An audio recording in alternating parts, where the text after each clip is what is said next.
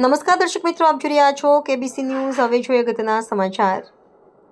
સુરત વિભાગના ઉધના ડેપોની સરમુખત્યારશાહીથી બચવા ડ્રાઈવર કંડક્ટરોની સંકલન સમિતિને ફરિયાદ। ઉધના ડેપોએ તો નિગમની આબરૂના ધજાગરા ઉડાડ્યા।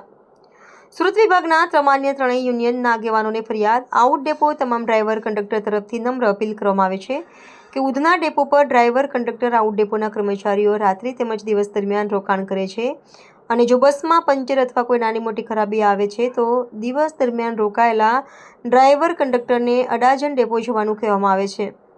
જ્યારે બંને ડેપો બાજુમાં હતા ત્યારે અડાજણ ડેપોનું કહે તો એ બરાબર હતું, પરંતુ હવે બંને ડેપો વચ્ચે ઓછામાં ઓછું 10 કિલોમીટર જેવું અંતર છે અને વાહન ચાલી શકે એમ ના હોય તો પણ દિવસના ડ્રાઈવર કંડક્ટરના ક્રૂને એસટી બસનું વર્કશોપ મેન્ટેનન્સ કામ માટે અડાજણ જવાનું જ કહેવામાં આવે છે।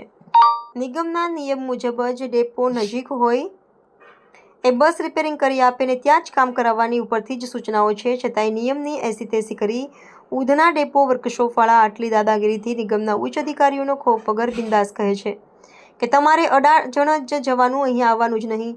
તો શું ઉધના ડેપો ગુજરાત એસટી નિગમ દ્વારા સંચાલિત નથી? ત્યાંના કર્મચારીઓ એસટી નિગમના કર્મચારી નથી?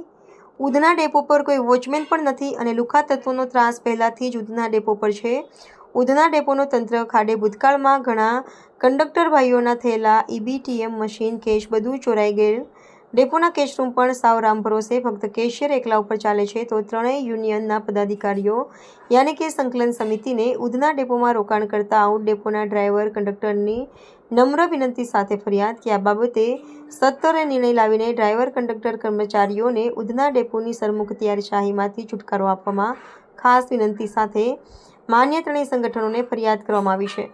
રિપોર્ટર મુસ્તાકભાઈ મેઘાણી, કેબીસી ન્યૂઝ, ભાવનગર।